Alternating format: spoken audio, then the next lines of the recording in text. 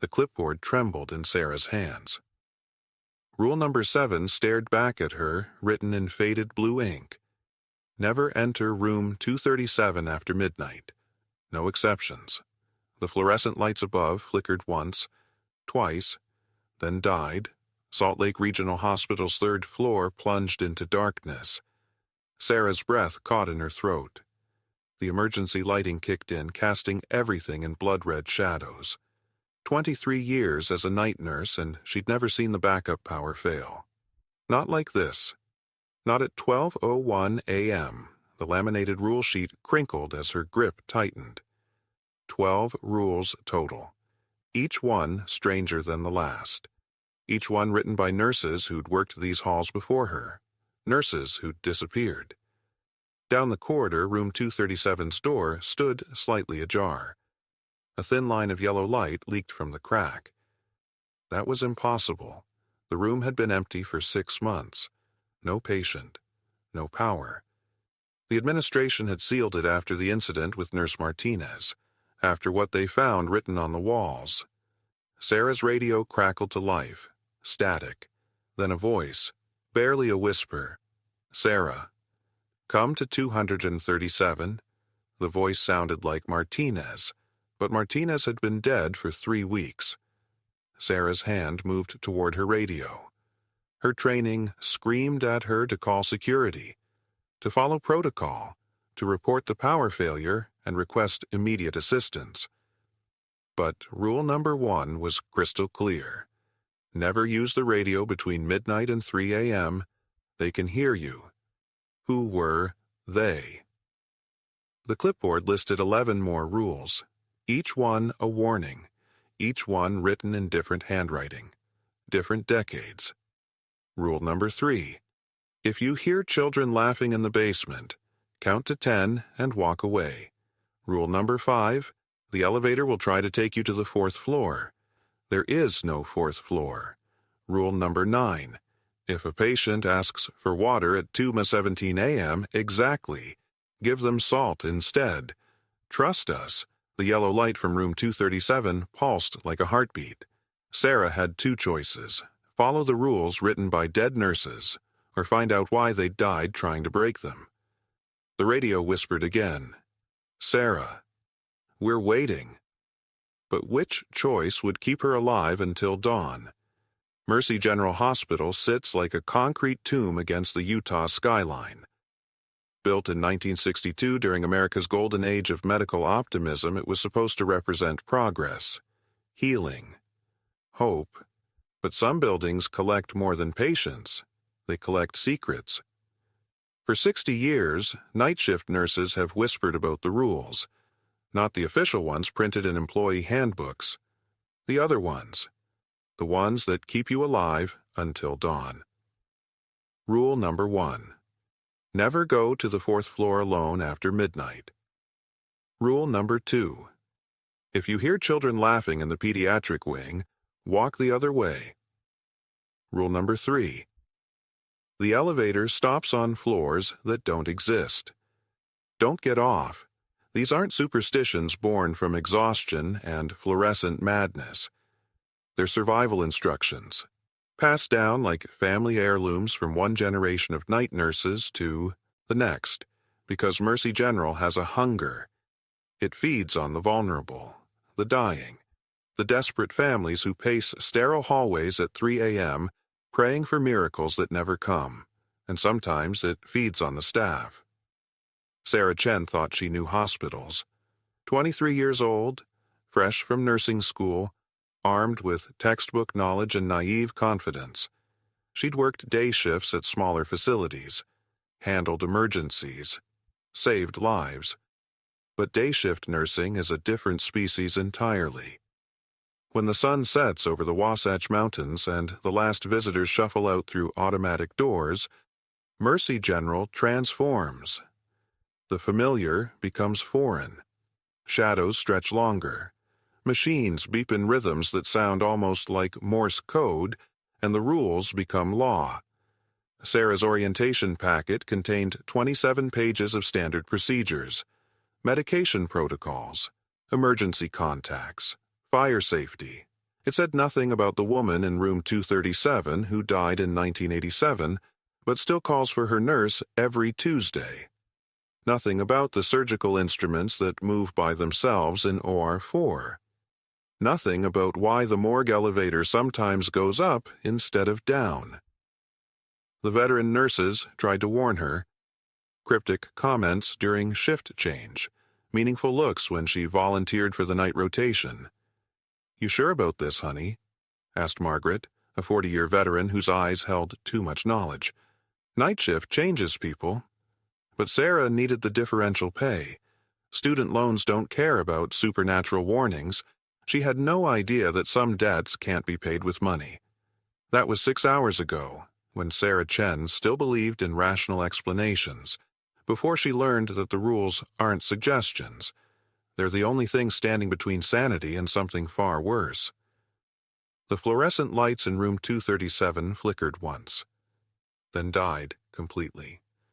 I stood frozen in the doorway, my pen light trembling in my grip. The darkness felt thick, almost liquid, like stepping into cold tar. Rule number 3 echoed in my mind. Never enter a room when the lights fail unexpectedly. Wait for maintenance. But Mrs. Chen was in there, 83 years old, recovering from hip surgery. Her call button had been going off for 10 minutes straight. The smell hit me first. Copper and ozone, like pennies left in rain. My skin prickled with static electricity. The hair on my arms stood straight up. "Mrs. Chen," I whispered into the void. Silence. I should have followed protocol. Should have called maintenance, waited in the hallway like a good little nurse. But her heart monitor was still beeping. Steady, rhythmic, alive. I stepped inside. The temperature dropped 20 degrees instantly. My breath came out in visible puffs. The linoleum felt wrong under my shoes, too soft, like walking on flesh. My penlight beam cut through the darkness, landing on Mrs. Chen's bed. Empty, fresh sheets, perfectly made. Hospital corners crisp and tight, like no one had ever been there at all. But I'd checked on her an hour ago. Helped, her to the bathroom, adjusted her pillow. She'd smiled and called me dear in her broken English. The heart monitor kept beeping. Steady, strong, impossible. I followed the sound, my light dancing across empty walls. The beeping grew louder, more insistent, coming from everywhere and nowhere. Then I saw it. The monitor was connected to nothing. No patient, no IV lines, just electrodes dangling in the air, somehow still reading a heartbeat that didn't exist. BPM. Climbing, my own pulse matched it, beat for beat. The smell of copper grew stronger. I tasted metal on my tongue, felt it coating my teeth. The static electricity made my scrubs cling to my skin like desperate fingers. I backed toward the door, but it wasn't there anymore. Just wall.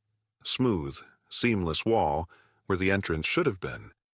The heart monitor hit 180 BPM. Then I heard Mrs. Chen's voice crystal clear in the darkness. "Dear, why did you break the rules?" But the voice wasn't coming from the room. It was coming from inside my head. And that's when I realized the heartbeat on the monitor wasn't Mrs. Chen's. It was mine, but the real horror hadn't even begun.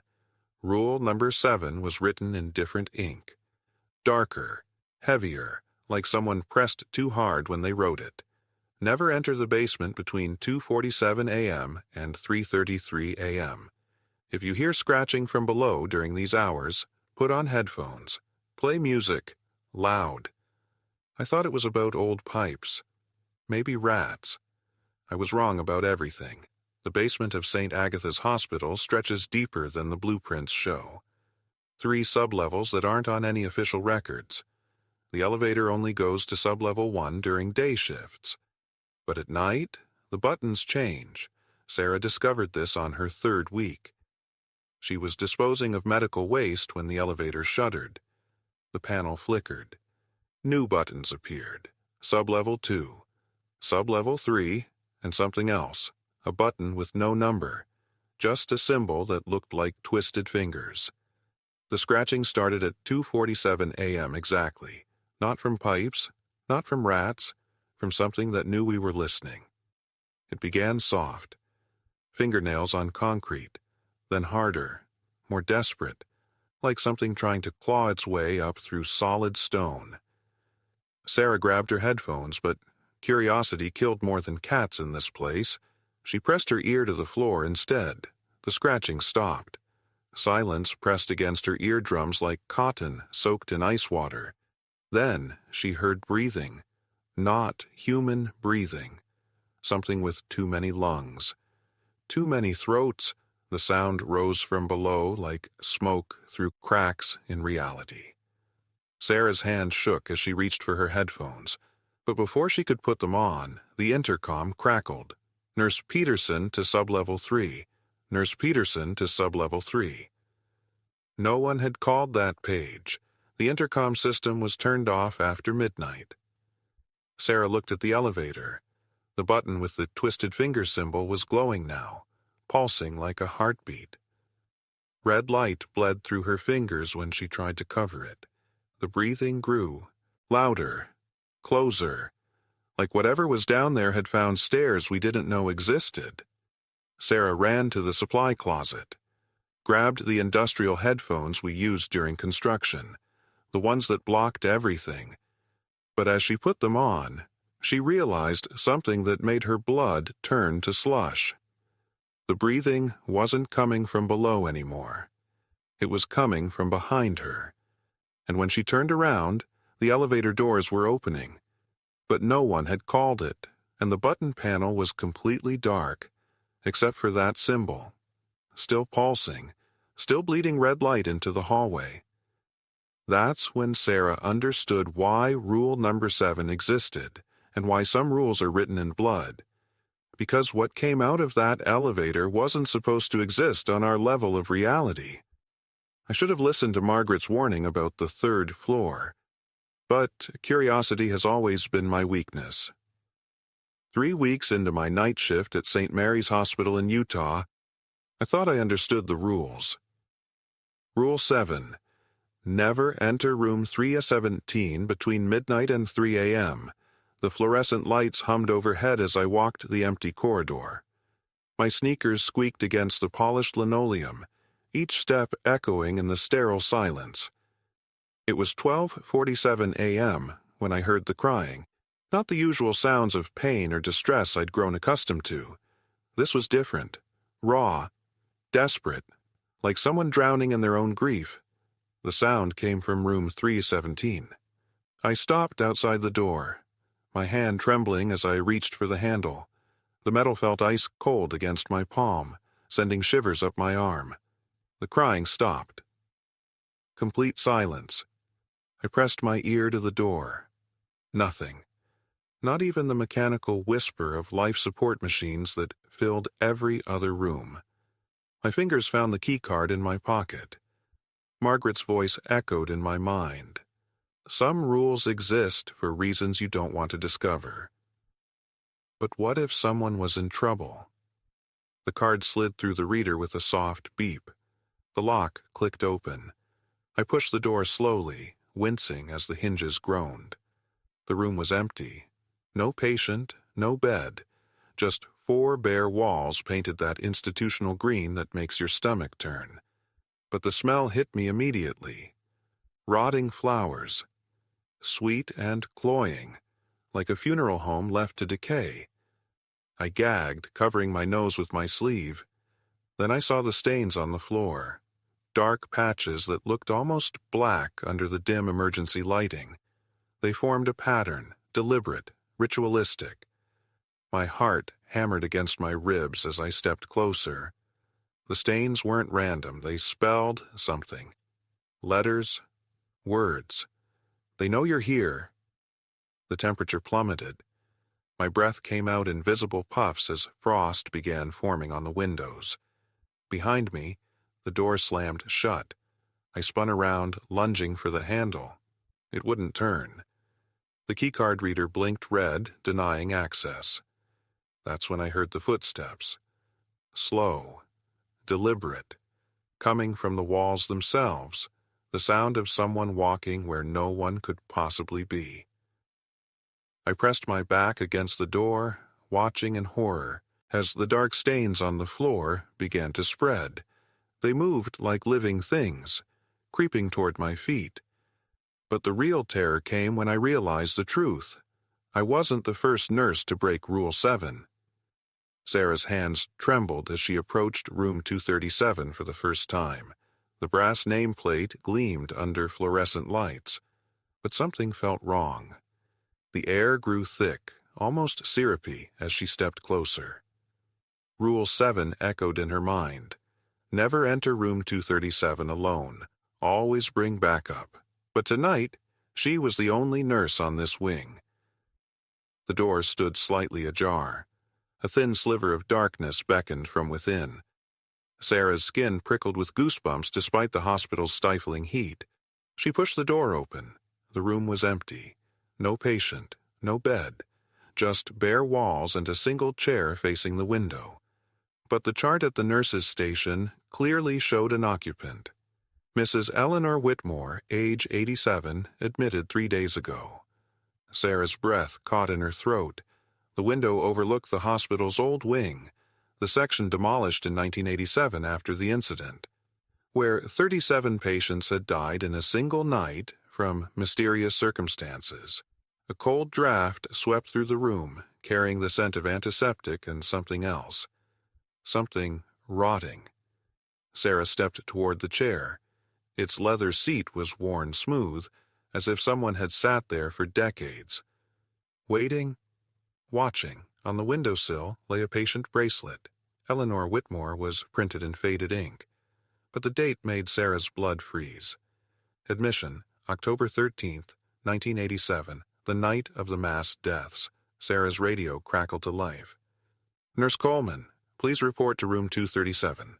Patient is requesting assistance. But the room was empty. Sarah keyed her radio with shaking fingers. Control, there's no patient in 237. The room is vacant. Static filled the silence. Then a voice. Elderly, weak, but unmistakably present. I'm right here, dear. Sarah spun around. The chair now faced her. In it sat an elderly woman in a hospital gown, her skin translucent as parchment. Eleanor Whitmore smiled with lips that hadn't drawn breath in 36 years.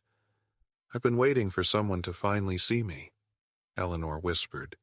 The others, they just walk right through. Sarah's legs gave out. She collapsed against the doorframe, understanding flooding through her like ice water. Room 237 wasn't just any room. It was a bridge, a place where the living and the dead could meet, and Eleanor had been the gatekeeper all along. Eleanor's smile widened, revealing teeth like broken glass. Now that you can see me, dear, we need to discuss the real rules of this hospital. But what Eleanor revealed next would shatter everything Sarah thought she knew about Mercy. Sarah's hands trembled as she counted the empty beds on Ward 3. 12 patients had been admitted yesterday. Now, only 7 remained. The missing weren't discharged. Their charts still hung at the foot of each vacant bed, medications still scheduled, families still expecting morning, visits. They had simply vanished. Where did they go? Sarah whispered to Marcus, the veteran orderly who'd worked nights for 15 years. His eyes darted toward the security cameras. Rule 7, he muttered. Never ask about the empty beds. But Sarah had already broken that rule. The fluorescent lights hummed overhead, casting sickly shadows across the linoleum floor. The smell of antiseptic couldn't mask something else, something metallic and wrong. Sarah pulled the first missing patient's chart. Mrs. Chen, 67, admitted for routine gallbladder surgery. Recovery expected within 48 hours. Her bed was stripped clean, mattress bare, no discharge papers, no transfer orders, no death certificate, just gone. The basement elevator. Marcus finally said, his voice barely audible. "It only runs between midnight and 3 a.m. Hospital administration calls it maintenance hours." Sarah felt ice crawl up her spine. "What's in the basement?" "Storage," Marcus replied too quickly. "Medical waste, old equipment." But his hands were shaking now. Sarah remembered her orientation 3 months ago. The hospital director had been very clear about basement access. Absolutely forbidden to nursing staff. Badge scanners wouldn't even work down there. "Marcus, how many patients disappear each week?" He closed his eyes.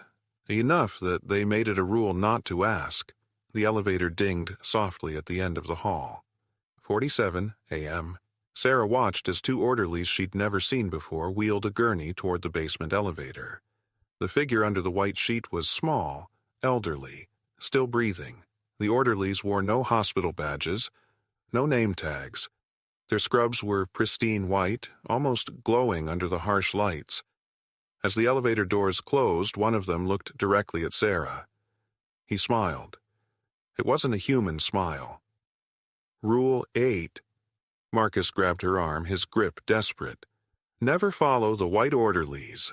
Sarah's badge scanner beeped. A new message flashed across the screen. "Report to administrator office. Immediate. Threcky." A.m. exactly. She looked at Marcus, whose face had gone completely pale. "They know you've been watching," he whispered. The basement elevator dinged again. This time it was coming up. The elevator to the basement hadn't worked in 3 years. That's what Dr. Morrison told me on my first night. "Mechanical issues," he said, avoiding my eyes. "Use the stairs if you absolutely must go down there." But rule number 7 was crystal clear. Never enter the basement after 11 p.m. I should have listened. The call came at 2:17 a.m. A voice I didn't recognize, crackling through the intercom like static electricity. "Nurse Sarah, we need you in sub-level B, room B12, emergency." My hands trembled as I checked the staff directory. No sub-level B existed on any hospital map. The stairwell door to the basement hung open. It should have been locked. Cold air rushed up from below, carrying the smell of formaldehyde and something else. Something organic. Rotting. Each step down felt like descending into a tomb. The fluorescent lights flickered in patterns that hurt my eyes. 3 short flashes. 2 long ones. Repeating. Morse code. SOS. The basement stretched impossibly long. Rooms lined both sides, their numbers painted in faded red. B1, B3, B5. Only odd numbers. Where was B12? Behind me, footsteps echoed. Slow, deliberate following. I turned around. Empty hallway, but the footsteps continued. Room B11 stood at the corridor's end. Its door was slightly ajar, revealing darkness so complete it seemed solid. Like black paint. The intercom crackled again. "Nurse Sarah, B12. Now." But B12 didn't exist. I pushed open B11's door. The room was massive, far larger than the building's foundation could accommodate. Hospital beds stretched into the darkness, dozens of them. Maybe hundreds. Every bed was occupied. The patients lay perfectly still. Too still. Their skin was translucent, veins visible like dark rivers beneath ice. Each wore a hospital gown from decades past. Vintage 1950s patterns. A chart hung from the nearest bed. The name read, Elizabeth Carter. Admitted, October 13, 1953. Status, observation, 70 years of observation. Elizabeth's eyes snapped open. They were completely black. Every patient in every bed turned their head toward me in perfect synchronization. The sound of necks rotating filled the air like breaking branches. Their mouths opened simultaneously. "Welcome to Sub-Level B," they whispered in unison. "You're just in time for rounds." The door slammed shut behind me, but that wasn't the worst part. The worst part was seeing my own name on the empty bed at the room's center. The elevator button for the 4th floor doesn't exist. Not anymore. I discovered this during my third week at Salt Lake General. The brass panel shows floors 1 through 3, then jumps straight to 5. Like someone surgically removed all trace of what lies between. But elevators don't just skip floors. Buildings don't just lose entire levels. The maintenance stairs tell a different story. Between the 3rd and 5th floor landings, there's a door. Heavy steel, no window, no number, just a keycard reader that blinks red in the darkness. Always red, never green. The smell hits you first when you get close. Antiseptic mixed with something else, something organic and wrong, like flowers left too long in stagnant water. I asked Dr. Henley about it during rounds. His face went pale. Actually pale. There is no 4th floor, he whispered, glancing around like the walls had ears. There never was. And if you value your position here, you'll stop asking. But curiosity is a nurse's curse. Last Tuesday, during the 3 a.m. lull, I found myself climbing those stairs again. The red light pulsed like a heartbeat. The antiseptic smell stronger now, mixing with something metallic. That's when I heard it. Singing. Soft, melodic humming drifting through the steel door. A lullaby I recognized from childhood. Hush, little baby. But the voice was wrong. Too many harmonies. Like a choir of children singing in perfect, impossible unison. I pressed my ear against the cold metal. The humming stopped. Complete silence. Then, from directly behind the door, inches from my face, we know you're there, not one voice, dozens, all speaking in perfect synchronization, all sounding exactly like children. I stumbled backward, heart hammering against my ribs. The red light blinked faster now, almost frantic. That's when I noticed the key card in my trembling hand. I don't remember picking it up. I don't remember finding it. But there it was. White plastic with a magnetic strip. No identification, no hospital logo, just a single word printed in faded blue ink. Nursery. The voices behind the door began humming again. Louder now, more insistent. The lullaby twisted into something darker, the melody bending in ways that made my teeth ache. My hand moved toward the card reader. I couldn't stop it. The red light waited, pulsing in rhythm with the children's song. But what I found when that light turned green would shatter everything I thought I knew about mercy. The digital clock on the nurse's station glowed red in the darkness. 3:33 a.m., Sarah's hands trembled as she read rule number 7 for the 100th time. Never enter room 237 alone between 3:30 and 4 a.m. But Mrs. Henderson's call light had been blinking for 3 minutes straight. The elderly woman's raspy voice echoed through the intercom, begging for help. Please, someone. I can't breathe. Sarah looked down the empty hallway. Her partner Jake had vanished 20 minutes ago to check on the basement morgue. The other night, Nurse was dealing with the code blue in the ICU. She was completely alone. The fluorescent lights above flickered, casting dancing shadows on the sterile white walls. The antiseptic smell burned her nostrils as she approached room 237. Mrs. Henderson's monitor showed erratic vitals, heart rate spiking, blood pressure dropping. Sarah's training screamed at her to enter, save the patient. But the rules existed for a reason. She remembered what happened to Nurse Patricia 3 months ago. Found in room 237 at 3:47 a.m., catatonic. Her hair turned completely white overnight. Patricia never spoke again. Help me, please. Mrs. Henderson's voice grew weaker. Sarah's badge trembled in her sweaty palm as she swiped it at the door. The lock clicked open with a mechanical thud that echoed through the empty corridor. The room was freezing. Her breath came out in visible puffs as she stepped inside. Mrs. Henderson lay motionless in bed, her eyes wide open, staring at the ceiling, but her lips weren't moving. The voice was still coming through the intercom. "Thank you for coming, Sarah." Sarah spun around. The voice wasn't Mrs. Henderson's anymore. It was deeper, older, familiar. It was Patricia's voice. The temperature plummeted further. Ice crystals began forming on the window. The heart monitor flatlined, but Mrs. Henderson's chest still rose and fell in perfect rhythm. Sarah backed toward the door, but it had already swung shut. The electronic lock engaged with a final decisive click. The clock on the wall read 3:35 a.m., 25 minutes until she was safe. If she lasted that long, Mrs. Henderson's head turned 90 degrees to face her, neck bones cracking like breaking twigs. Her mouth opened impossibly wide, revealing rows of teeth that definitely weren't there during the day shift. "We've been waiting for someone to break the rules." Sarah pressed her back against the cold metal door, but the voice wasn't coming from Mrs. Henderson anymore. It was coming from behind her.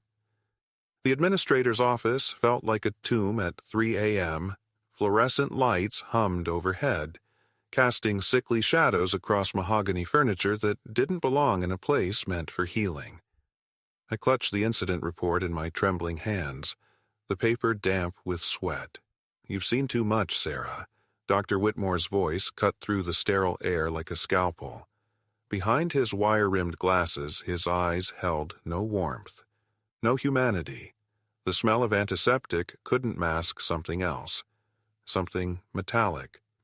Something wrong. "The rules exist for a reason," he continued, leaning back in his leather chair. "Rule 7 specifically states that night staff must not investigate unexplained sounds from the basement level." My throat felt raw. But the screaming... There was no screaming. The temperature in the room seemed to drop 10 degrees. I could hear my own heartbeat thundering in my ears, drowning out the distant beeping of monitors 3 floors below. Dr. Whitmore opened a manila folder. Inside were photographs, black and white, grainy, but unmistakably real. Patients I'd never seen before, procedures that weren't in any medical textbook, rooms that didn't exist on any hospital blueprint. "This facility has been operational since 1952, he said, his finger tracing the edge of one particularly disturbing image. "Long before your time, long before modern sensibilities, the photos showed surgical tables, restraints, faces frozen in silent agony. The state needed a place for certain experiments, research that couldn't be conducted in traditional settings. We provided that service." My hand shook so violently I nearly dropped the incident report. "But that was decades ago," I whispered. Was it? The question hung in the air like smoke from a crematorium. Dr. Whitmore stood slowly, his movements deliberate and predatory. The floorboards creaked under his weight, each sound echoing in the oppressive silence. "You have a choice, Sarah. Follow the rules. Keep your mouth shut. Continue your employment here with a very generous salary increase." He paused at the window, staring down at the empty parking lot where my car sat alone under a flickering streetlight. "Or we can discuss your recent struggles with addiction. The pills missing from the pharmacy, the falsified timesheets." My blood turned to ice. I'd never stolen pills, never falsified anything, but somehow I knew he could make it true. "Choice is yours," he said, turning back to face me. Then, the basement alarm began to wail. The power grid failed at 11:47 p.m. Sarah felt the hospital's heartbeat stutter. The fluorescent lights flickered once, twice, then died completely. Emergency lighting cast everything in hellish red. Rule number 7 had prepared her for this moment. When darkness falls, stay in the light. What walks the halls in shadow was never meant to heal. The backup generator should have kicked in within 30 seconds. Sarah counted to 60, then 90. The silence stretched like a held breath. Patient monitors flatlined into darkness. Life support machines wheezed to a stop. In room 237, Mrs. Chen's ventilator gave one final mechanical sigh. But Sarah heard something else in the sudden quiet. Footsteps. Slow, deliberate, moving down the east corridor where no staff was assigned tonight. The sound of bare feet on cold linoleum, accompanied by the soft drag of something heavy. Sarah's flashlight beam trembled as she swept it across the nurse's station. The security monitors showed only static snow. Her radio crackled with dead air. Then she remembered rule number 8. During power failures, count the patients. Count them twice. If the numbers don't match, do not investigate alone. Her patient census sheet showed 14 souls under her care tonight. Sarah began her count, moving room by room, her flashlight cutting through the oppressive darkness. Room 201. Mr. Rodriguez sleeping peacefully. Room 203. Empty, as scheduled. Room 205. Mrs. Patterson breathing steadily. The footsteps grew closer. Now they came from directly above her on the supposedly empty 4th floor. Each step sent dust raining from the ceiling tiles. Room 207. The bed was empty. The sheets were cold. Sarah's heart hammered against her ribs. Mr. Thompson had been sedated an hour ago. Post-surgical patients don't simply vanish. She continued counting, her mouth dry as desert sand. The emergency lighting flickered, casting dancing shadows that seemed to move independently. Room 213. 2 figures in the bed. Sarah's breath caught. The room was registered for single occupancy. She stepped closer, her flashlight beam revealing Mrs. Foster lying peacefully on her side, and beside her impossibly lay Mr. Thompson from room 207. Both patients were fast asleep. Both were breathing normally. Both looked exactly as they should. Except Mr. Thompson's surgical incision was gone. His skin was unmarked, pristine. Sarah backed toward the doorway, her final count echoing in her mind. 15 patients. One more than possible. The footsteps stopped directly above her head. Then the ceiling began to creak, but the real horror hadn't even begun. The elevator to sublevel 3 requires 2 key cards. Mine. And Dr. Henley's. The metal doors grown open to reveal a corridor that shouldn't exist. Fluorescent lights flicker over rows of filing cabinets stretching into darkness. The air tastes of formaldehyde and old paper. Rule 17, Dr. Henley whispers, his voice echoing off concrete walls.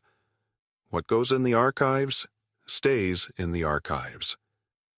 But I'm already reading the labels. Patient files dating back to 1952, the year this hospital opened.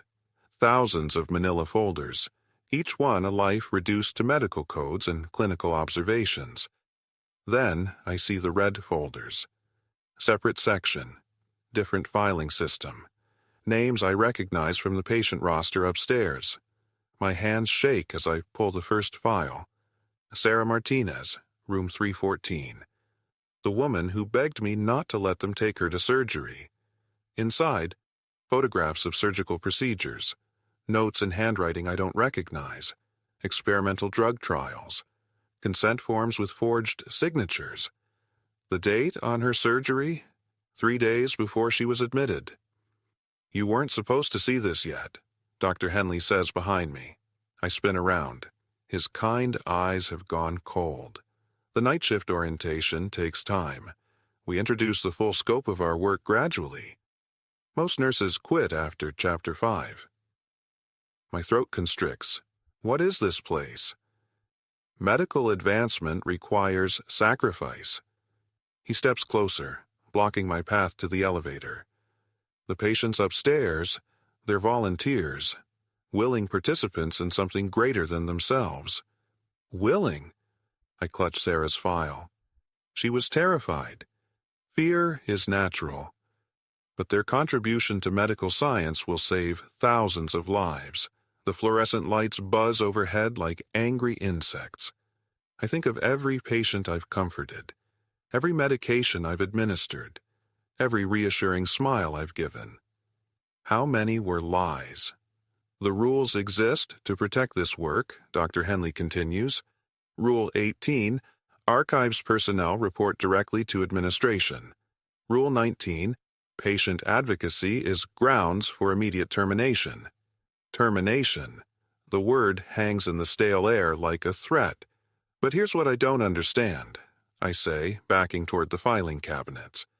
If this is all legitimate medical research, why hide it in a basement?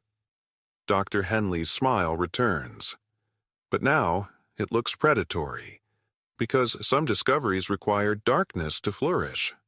That's when I notice the newest red folder, my name printed on the tab. But the real horror hadn't even begun. The fluorescent lights buzzed overhead like dying insects as I walked through Ward C at 2:47 a.m. Rule 7 was simple. Never enter room 314 between 2:30 and 3 a.m., but the call light was blinking red. Emergency. My hands trembled as I reached for the door handle. The metal felt ice cold against my palm, even though the hallway was stifling hot. Inside, Mrs. Henderson lay motionless in her bed. Her breathing was shallow, rattling. "Mrs. Henderson?" I whispered. Her eyes snapped open. They were completely black. The temperature in the room plummeted. My breath came out in visible puffs as I backed toward the door. "You shouldn't be here," she said in a voice that wasn't hers. It was deeper, older, ancient. The machines around her bed began beeping erratically. The heart monitor showed a flat line, but she was sitting up now, staring at me. "The rules exist for a reason, nurse." I fumbled for my radio with shaking fingers. "Security to room 3M14. Emergency." Static answered me. Mrs. Henderson tilted her head at an impossible angle. The sound of vertebrae cracking echoed through the room like breaking twigs. "No one can hear you during the quiet hour." The smell hit me then, sulfur and decay, like something had been rotting in the walls for decades. I ran for the door, but it slammed shut before I could reach it. The lock clicked. "You violated Rule 7, she whispered, her voice now coming from directly behind me. I spun around. The bed was empty. My heart hammered against my ribs as I pressed my back against the door. The room was spinning. The walls seemed to be breathing. Then I felt cold fingers touch my shoulder. "Now you'll understand why we have rules." The lights went out. In the darkness, I heard footsteps, multiple sets, shuffling across the linoleum floor. When the emergency lighting flickered on, I saw them. Every patient who had died in room 3M14 over the past 30 years. They stood in a circle around me, their hospital gowns stained with whatever had killed them. Mrs. Henderson stepped forward from the group. "Welcome to the night shift," she said with a smile that split her face too wide. The clock on the wall read Tattoo 59. 1 more minute until Striker Tributor AM. 1 more minute until Rule 7 no longer applied. But would I survive that long? The third rule had haunted me for weeks. Never acknowledge the figures in the mirrors after 3 a.m. I thought I understood what it meant. I thought I was prepared. But tonight, as I walked the ICU corridors at 3:17 a.m., the mirrors weren't just showing reflections anymore. They were showing watchers. Tall, impossibly thin figures stood behind my reflection in every polished surface. In the bathroom mirrors, in the darkened windows, in the chrome of the medical equipment. They wore what looked like old hospital gowns, stained with something dark that seemed to move in the dim light. Their faces were wrong. Too long. Eyes that reflected the fluorescent lights like an animal's. I kept my eyes forward, following Rule 3 exactly as written. Never acknowledge them. Never make eye contact, but they were getting closer. In the first mirror, they stood 10 feet behind me. In the second, 5 feet. By the third corridor mirror, I could see their breath fogging the glass from the inside. My hands shook as I checked on Mrs. Patterson in room 314. She was stable, sleeping peacefully. Too peacefully. Her heart monitor showed a steady rhythm, but her chest wasn't moving. I leaned closer, and that's when I saw it in the reflection of her bedside monitor. One of the shadow figures was standing directly behind me. So close, I should have felt its presence. Its mouth was moving, forming words I couldn't hear. Mrs. Patterson's eyes snapped open. "They've been waiting for you," she whispered, her voice not her own. "The night shift nurses who came before, the ones who broke the rules." The temperature in the room plummeted. My breath came out in visible puffs. "They want to show you something," Mrs. Patterson continued, her eyes now completely black. "Something about why the rules exist. Something about what happens to nurses who work here too long." I backed toward the door, still refusing to look directly at the mirror. "The basement morgue has been calling your name, Sarah. Haven't you heard it?" I hadn't told anyone my name was Sarah. Mrs. Patterson had been unconscious for 3 days. As I reached the doorway, every mirror in the hallway began to fog simultaneously. Words appeared in the condensation, written by invisible fingers. "Come home. Join us. Rule 4 is waiting." But there were only 3 rules. That's when I realized the shadow figures weren't trying to harm me. They were trying to warn me, because the real horror of this hospital wasn't what happened to the patients. It was what happened to the staff who stayed too long. The medical director's office felt smaller at 3 a.m. Dr. Hartwell sat across from me, his usually pristine white coat wrinkled and stained. The fluorescent lights hummed overhead, casting harsh shadows across his weathered face. "You want to know about the rules, Sarah?" His voice cracked like old leather. I'd never seen him this broken. The real rules, not the sanitized version they give new nurses. He pulled out a manila folder from his desk drawer. The paper inside was yellowed, edges brittle with age. Hospital letterhead from 1987. "Mercy General wasn't always called that," he whispered. "Used to be the Utah State Psychiatric Hospital. Before the renovations. Before the cover-up." My stomach dropped. The cold air vents above us rattled. They built the new wing, right over the old electroshock therapy rooms. Never properly sealed them. Never properly cleansed them. His hands trembled as he opened the folder. Rule 7 isn't about patient privacy. It's about the sounds that still echo from below, the screaming that seeps through the foundation at night.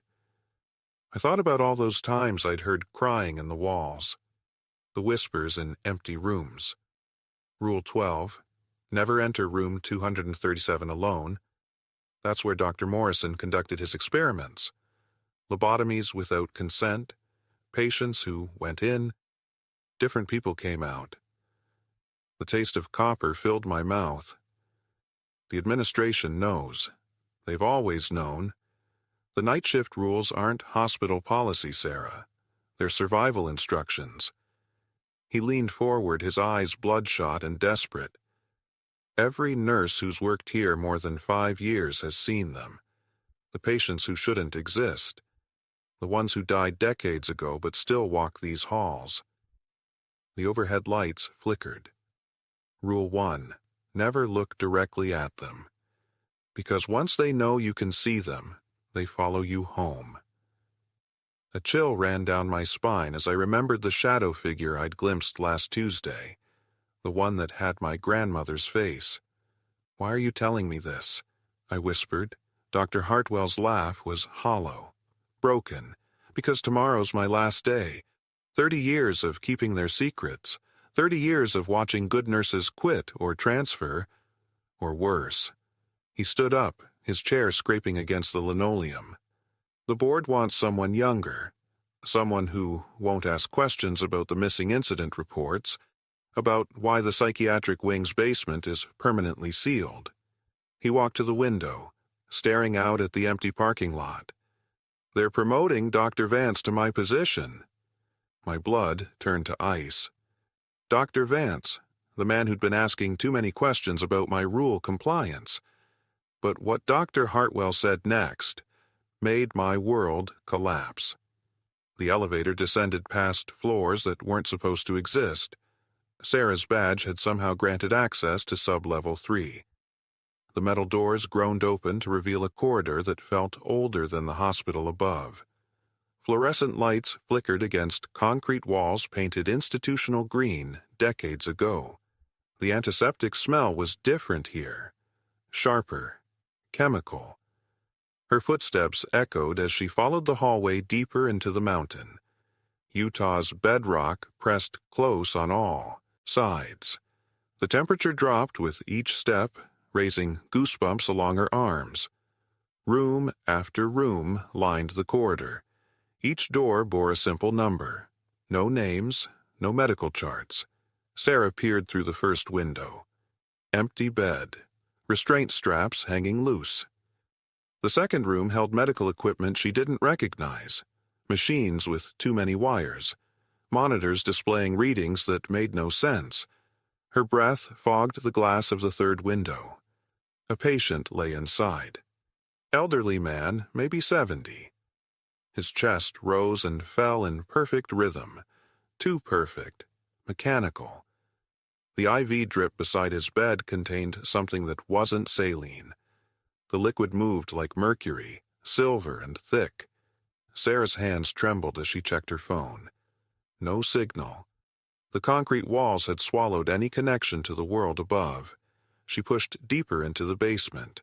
More rooms, more patients, all elderly, all breathing with that same mechanical precision. Their medical charts hung outside each door. But these weren't standard forms. The handwriting was different. Older. Some entries dated back to 1952, the same year the hospital opened. Sarah's throat went dry. She grabbed the nearest chart, scanning the faded ink. Subject maintains optimal vitals. Cellular regeneration continues at expected rate. Memory suppression holding steady. Recommend continuation of Protocol 7. Protocol 7, the same phrase from Rule 12. The rule that mentioned extended care patients who must never be disturbed. Sarah's pulse hammered against her neck. These weren't patients. They were experiments. She backed away from the window, chart clutched in shaking hands. The fluorescent light seemed dimmer now. The concrete walls pressed closer. Footsteps echoed from the far end of the corridor. Someone was coming. Sarah ducked into an alcove, pressing herself against the cold wall. The footsteps grew louder, measured, deliberate. A figure in scrubs rounded the corner. Dr. Morrison, the night supervisor. But he wasn't alone. 3 other figures followed behind him. Older men in expensive suits. Their faces were familiar from somewhere Sarah couldn't place. Dr. Morrison stopped at one of the patient rooms. "The board will be pleased with this quarter's results," he said quietly. One of the suited men nodded.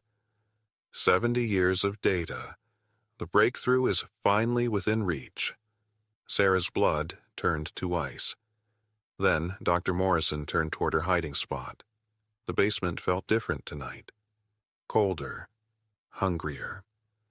I descended the concrete stairs, my footsteps echoing against walls that seemed to pulse with malevolent life. The fluorescent lights flickered overhead, casting dancing shadows that moved independently of their sources. Rule 7 had been clear. Never negotiate with what lurks below. But Sarah's screams from room 237 had stopped 3 hours ago. The silence was worse than her agony. The morgue doors stood open, though I'd locked them myself.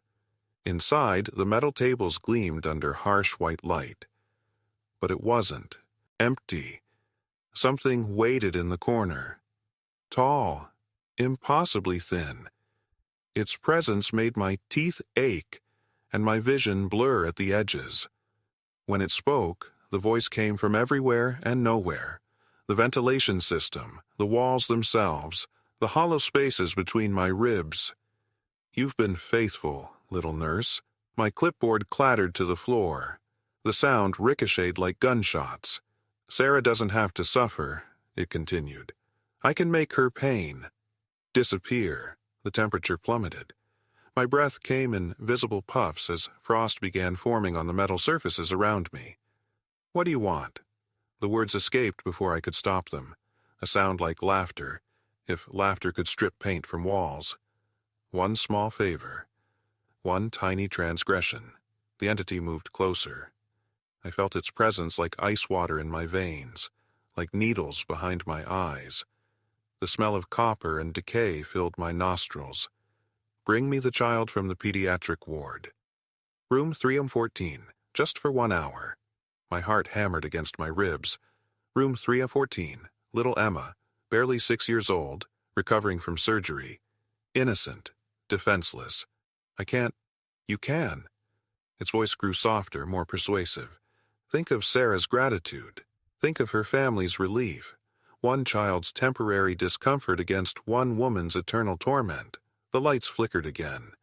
In the strobing darkness, I glimpsed its true form. Something that shouldn't exist. Something that made my mind recoil in self-preservation. "The choice is yours, faithful servant.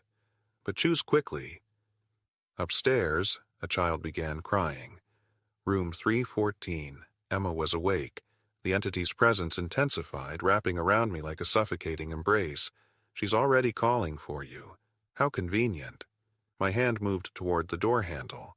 But what I discovered about Emma's true identity would shatter everything I thought I knew about this hospital. And about myself. Sarah's hands trembled as she reached for the handle of room 314. 3 weeks into her night shift rotation at Mercy General Hospital in Salt Lake City, she'd memorized every strange rule they'd given her. Never enter room 314 after midnight.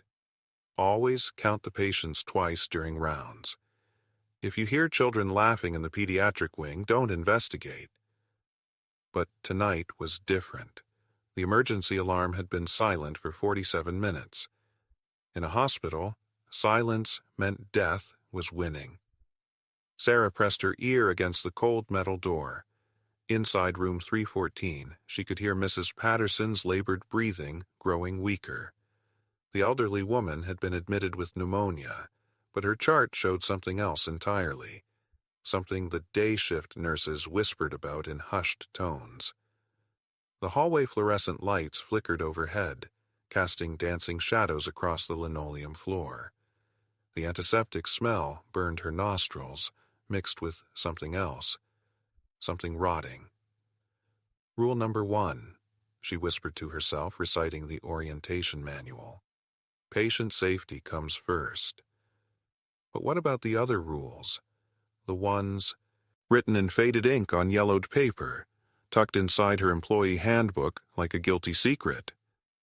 Sarah's badge scanner beeped against the door lock. Red light. Access denied. She tried again. Same result. Mrs. Patterson's breathing stopped. The silence stretched like a held breath. Sarah's heart hammered against her ribs as she fumbled for her master key, the one they'd told her never to use on the 3rd floor. The metal felt ice cold between her fingers. Through the small window, she could see Mrs. Patterson's still form outlined against the pale hospital sheets. But something else moved in the darkness beyond the bed.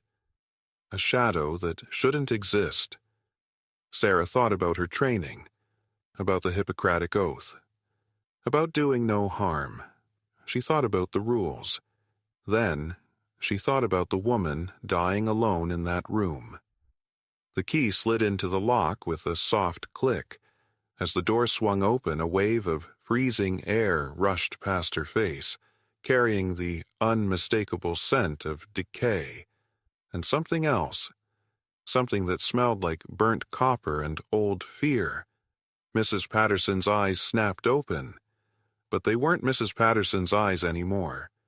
They were completely black, reflecting the hallway light like obsidian mirrors, and they were staring directly at Sarah. "You shouldn't have come," Mrs. Patterson whispered in a voice that belonged to someone much younger. Someone who had been dead for decades. But the real horror hadn't even begun. 6 a.m. arrives like a judgment. The fluorescent lights above flicker once, twice, then steady into their harsh morning glare.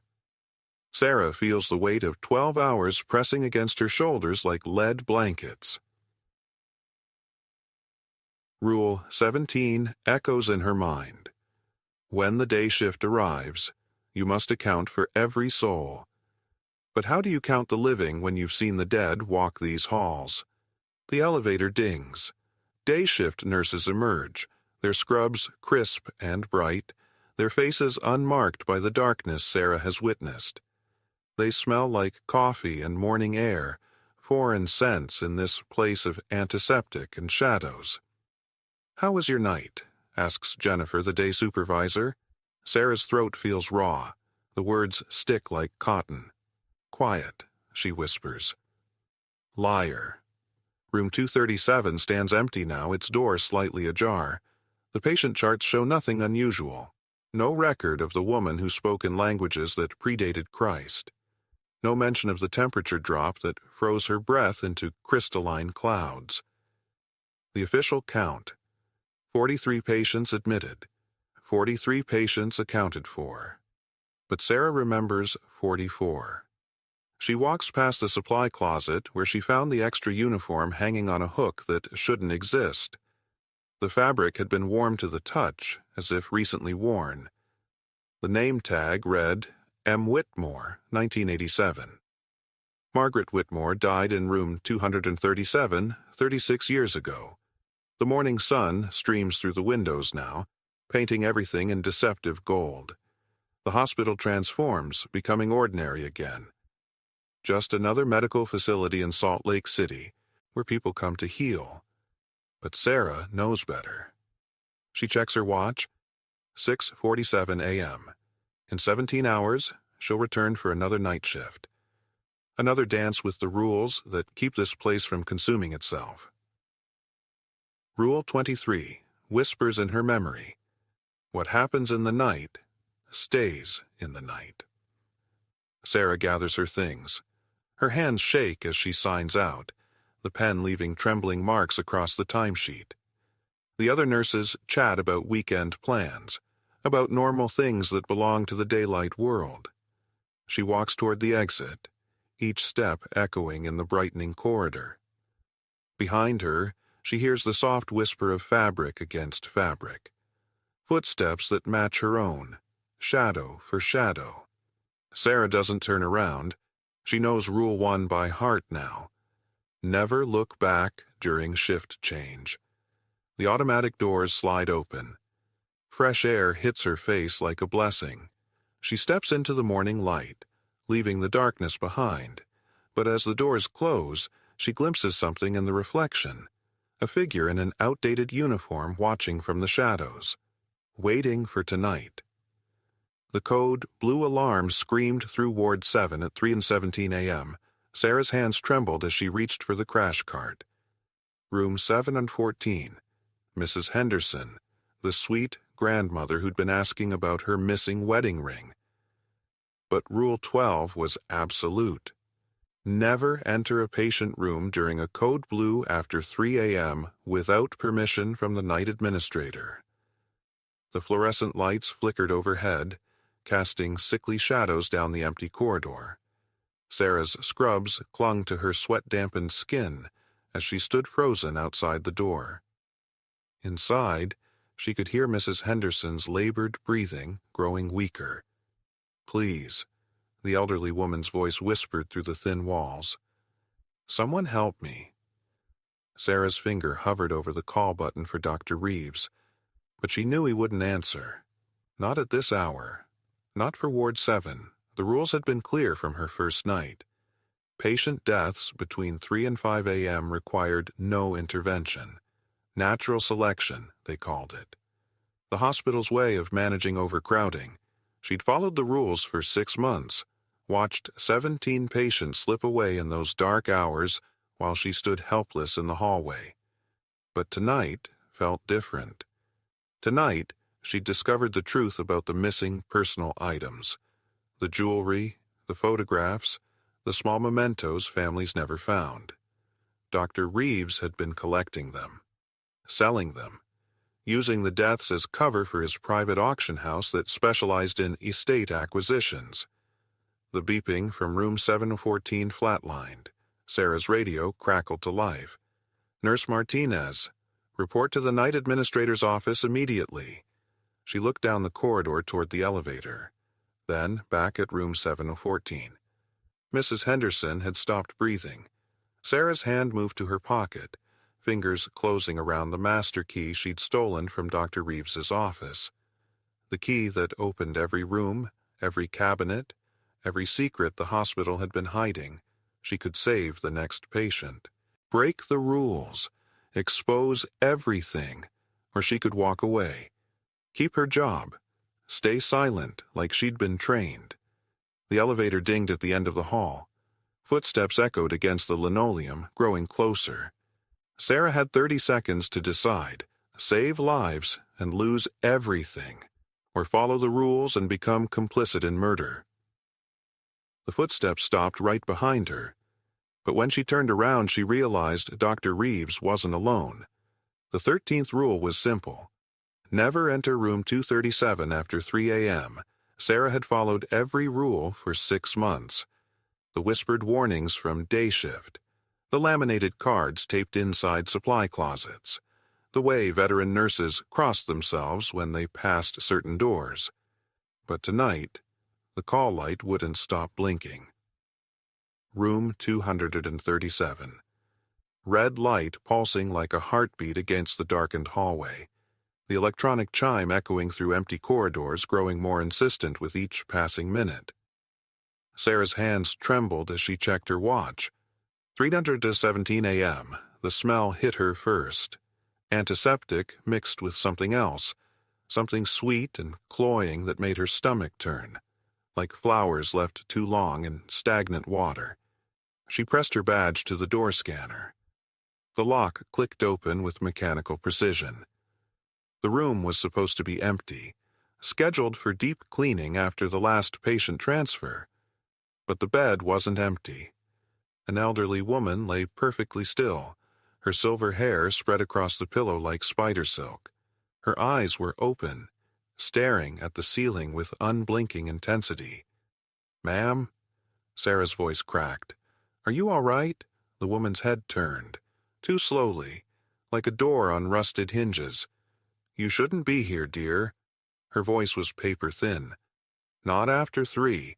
Sarah checked her tablet. No patient registered to this room. No admission records. No medical history. The bed should have been stripped bare, but the monitors were connected, beeping steadily, showing vital signs that made no medical sense.